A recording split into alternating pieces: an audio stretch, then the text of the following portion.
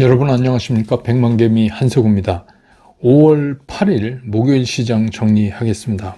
아침에 끝난 뉴욕 시장은 시작해서 알파벳 애플 이 두 종목이 하락을 하면서 전체적으로 나스닥이 좀 하락 전환을 했었고, 그랬는데 이제 장이 끝날 무렵에 가까워지면서 AI 반도체 칩에 대한 수출 규제가 폐지된다, 뭐 이제 이런 소식이 전해지면서 반도체 업종을 중심으로 해서 상승을 확대해 가면서 결국은 상승 마감을 했습니다. 다우는 플러스 0.7% 정도 상승을 했고, 나스닥은 플러스 0.27%, S&P 500은 플러스 0.43%, 러셀 2000도 플러스 0.33% 이렇게 상승을 했고, 반도체 중심으로 상승하면서 필라델피아 반도체 지수도 플러스 1.74% 상승을 하면서 이틀 동안 계속된 하락을 끊고 이제 다시 반등하는 그런 모습을 보였습니다. 우리 시장은 코스피는 0.29%, 0.3% 정도 상승해서 출발을 해서 하루 종일 마이너스는 안 갔었고 상승권에서 좀 등락을 보이다가 오후 들어오면서 연기금이 조금 매수를 늘리면서 상승폭을 조금 늘려놨었는데, 장이 끝날 무렵에 다시 이제 연기금이 매도로 이렇게 돌아서면서 상승폭이 상당히 제한받는 그런 움직임을 오늘 보였습니다. 그래서 오늘 코스피 시장에서 외국인들은 1,305억을 순매수했고, 기관은 1,709억을 순매도했고, 개인이 198억을 순매도했습니다. 그래서 오늘 지수가 2,579.48포인트, 어제보다 0.22% 상승하면서 목요일장을 마감을 했고, 코스닥 같은 경우도 0.4% 이상 상승을 하면서 출발을 한 후에, 이건 이제 외국인이 처음에 매도에 섰다가 굉장히 빠른 속도로 매수로 전환을 했어요. 그러면서 이제 지수 상승폭을 계속해서 이제 넓혀 나가는 그런 모습을 보였는데, 역시 이제 최고점에서는 조금 밀리면서 시장을 끝냈습니다. 오늘 코스닥 시장에서 외국인들은 879억을 순매수했고, 기관이 410억을 순매도했고, 개인들이 216억을 순매도했습니다. 그래서 오늘 코스닥 지수가 729.59포인트, 어제보다 0.94% 상승을 하면서 오늘 장을 마감을 했습니다. 기술적으로 보면 여러분 보시면 알지만 양시장이 거의 비슷해요. 물론 이제 보기 따라서는 코스피가 조금 나 보이기는 하지만, 어쨌든 양시장이 지금 상승 추세를 이어나가는 거는 지속이 되고 있다, 이렇게 보여집니다. 근데 이제 좀 박진감이 없죠. 우리가 느끼기에. 그거보다는 이제 이렇게 점진적인 상승 쪽을 택하고 있다. 그래서 좀 올라가도 미적미적 하는 것 같은 이제 그런 느낌을 우리가 받을 수 있죠. 환율은 이 시간 현재 1,399원 보이고 있는데, 아직은 1,400원 미칩니다. 아직은. 네. 그 다음에 시총 상위 종목에 대한 주체별 움직임에서 오늘 이제 반도체는 어제 미국 반도체 영향도 받고 그래서 외국인들은 오늘 삼성전자, SK 하이닉스를 전부 샀어요. 근데 기관에서는 삼성전자는 1,100억을 팔고, SK 하이닉스만 841억을 사서 SK 하이닉스는 외국계 기관이 동시에 사는 그런 종목이 됐고, LG 에너지솔루션은 외국인은 344억을 팔았는데 기관이 352억을 샀고, 삼성 바이오로직스는 외국인 기관이 동시에 다 팔았고, 셀트리온도 외국인과 기관이 동시에 다 팔았고, 네이버는 실적이 나쁘게 나오면서 외국인과 기관이 동시에 다 팔아서 한동안 네이버는 좀 이제 주가 회복하려면 조금 고생을 좀 해야 되지 않을까, 이런 생각이 들고, KB금융만 외국인과 기관이 또 동시에 다 샀습니다. 반면에 이제 한화 에어로스페이스나 현대차, 기아 이런 거는 이제 외국인은 사고 기관은 팔고 이런 모습을 보였습니다. 코스닥에 보면 알테오제는 외국인이 168억을 팔았고 기관이 33억을 샀고, 특이한 건 에코프로비엠은 외국인과 기관이 동시에 다 샀습니다. 외국인 84억, 기관 130억. HLB는 외국인과 기관이 동시에 다 팔았습니다. 외국인 118억, 기관 13억 이렇게 팔았고, 에코프로는 외국인이 18억을 사고 기관은 23억 팔고, 이랬습니다. 레인보우 로보틱스는 외국은 5억을 팔고 기관은 7억 사고 뭐 그랬습니다. 그 다음에 이제 그 섹터별로 보는데 오늘 이제 보면은 이제 그 치아 임플란트 관련된 거 하고 또 고령 사회에 관련된 거 이런 것들이 이제 좀 강하게 올랐잖아요. 비교적 이제 다른 섹터에 비해서. 근데 이거는 이제 아시지만 이재명 민주당 대선 후보가 오늘 이제 어버이날이니까 그 노인들 임플란트 하는 거 있죠. 지금 65세 이상이면은 2개인가요? 정부에서 지원해 주는 게. 저는 이제 아직 안 해서 그렇다고 들었는데. 근데 이제 이게 65세 이상인데 이 적용 나이를 좀 낮추고 개수도 2개에서 늘려가는 앞으로 늘려가겠다 뭐 이런 얘기를 해서 그래서 이제 뭐 그렇게 되면은 늘린다는 게 개수를 늘린다는 게 2개에서 2개 반은 못 하잖아요. 2개면 아니면 3개죠. 그죠? 예. 그러면 50%가 늘어나는 겁니다. 이게 굉장히 큰 건 있기 때문에 아마 오늘 이제 이 치아 임플란트 쪽이 좀 탄력 받은 거 아닌가. 그다음에 이제 뭐 기초연금 중에서 부부가 같이 받으면 감액하는 것도 축소하겠다. 뭐 이런 얘기해서 고령사회 관련도 좀 움직이고 그랬습니다. 그다음에 이제 최근에 실적 워낙 좋고 또 중국이 내수 진작책 쓰니까 이제 중국 시장도 파고 들어갈 수 있는 게 더 열렸고 또 전 세계적으로 지금 각광을 받고 있는 우리 화장품, 미용기기 또 우리 이제 뭐 미용 의료라고 불리는 우리는 이제 그쪽을 뷰티 쪽을 여러 개 뷰티 쪽이 화장품만 있는 게 아니잖아요. 그래서 미용기기, 화장품 그다음에 미용 의료 뭐 예컨대 보톡스 뭐 관련 이런 거죠. 이런 것들은 향후에도 상당히 실적이 기대된다. 지금도 잘하고 있고, 뭐 이런 거 하고. 그 다음에 이제 지역 화폐도 오늘 좀 올랐는데, 이거는 뭐 계속해서, 민주당의 이재명 대선 후보가 이미 대선 공약으로 계속 얘기하고 있는 거기 때문에 오늘도 그랬습니다. 그 다음에 이제 뭐, 우리가 갖고 있는 경쟁력 있는 거, 비교적 이렇게 이슈에 잘 안 흔들리지만 그냥 줄기차게 계속 그걸 지켜나가고 있는 게 뭐예요? 일렉트리시티. 그러니까 전선 전력기기. 또 2번째가 방산. 방산도 이제 이번에 인도 파키스탄 이렇게 또 그 분쟁이 붙으면서 우리가 알았지만 이제 그 핵무기도 핵무기지만 이런 재래식 무기 우리 쪽의 시장이 좀 넓어진 것만은 사실이다. 그래서 이제 그 뭐 방산 그다음에 이제 조선 오늘 뭐 조선은 뭐 일본 오르고 일본 빠지고 그랬지만 어쨌든간 이런 것들 이것들은 조금 우리가 좀 이제 느긋한 마음으로 봐도 좀 되지 않나.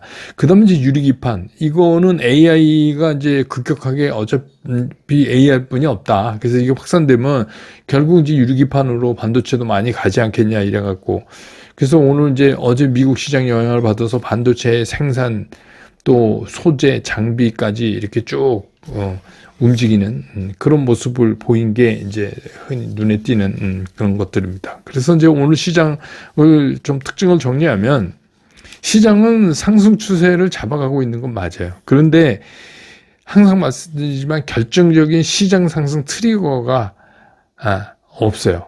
이게 모든 게 뭐 관세도 이제 좋은 쪽으로 이제 간다, 뭐 미중이 만나기로 했다, 뭐 이런 거지 뭔가 새로운 게 터질 게 없어요. 그래서 이제 그다음에 이제 국내 그 정치적 상황을 보면 정책 테마만 이제 지속되면서 관련해서 움직여 가고 있어요. 근데 그것도 또 이제 반쪽짜리고 또 국민의힘에서는 아직 이제 대선 후보가 정해졌는데 아직 안 정해진 희한한 이제 상황이 이렇게 되고 그러니까 전체적으로 시장은 상승 추세를 잡고 있는 거는 맞는데 그러니까 상승으로 본격 그게라기보다는 우리 사람으로 말하면 이제 움직여 볼까 하고 약간 기지개 트는 정도 뭐 이런 느낌으로 좀 이해하시면 어떨까 이런 생각이 듭니다.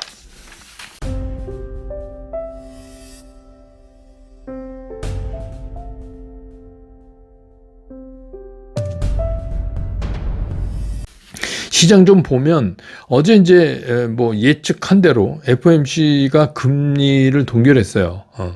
근데 이제 금리를 동결했음에도 뉴욕 시장은 상승했는데 이제 아까 말씀드렸듯이 다른 이유 때문에 그런 거죠. AI 칩 수출 통제를 이제 없앤다는 것 때문에 그렇게 된 거고 연준의 입장에서 보면 이런 거죠. 그 트럼프 일기 행정부 때는 그래도 비교적 물가가 지금보다는 안정적이었어요. 그렇기 때문에 그때는 뭐 관세를 다소 올리고 뭐 그래도 크게 영향을 받지 않았다 이렇게 볼 수 있죠. 지금에 비해서 보면. 근데 지금은 이제 상당히 그때하고는 차이가 많죠. 그래서 인플레이션이 여전히 잘 안 잡혀요. 그래서 뭐 진짜 끈끈하다, 스틱하다고 이제 표현하는 것처럼 인플레이션이 그렇게 쉽게 안 잡힙니다, 지금. 그런데다가 지금 상황으로 봐선 더 인플레이션이 촉발될 것 같은 이제 그런 느낌도 들고. 그래서 어떻게 보면 인플레이션 방어가 주 목적이잖아요. 임무잖아요. 어떻게 보면 연준에. 그러니까 연준 얘기는 뭐냐면 나는 내 그 임무에 충실하겠다 이런 얘기입니다. 그러니까 트럼프가 뭐라고 해도 파월 의장 얘기는 난 내 임무에 충실해야 된다. 그래서 지금 같은 관세 이게 계속 지속되면 상당한 문제 있다. 인플레이션 다시 뜰 수도 있고 그렇기 때문에 모든 거를 우리가 그런 관련된 자료를 확인한 후에 행동에 취하겠다. 이런 얘기입니다. 그러니까 이제 어차피 우리가 보면 파월 의장이 뭐 내년에 연임될 수는 없잖아요. 이미 이제 뭐 트럼프랑 저렇게 되는데 이제 연임 안 되죠.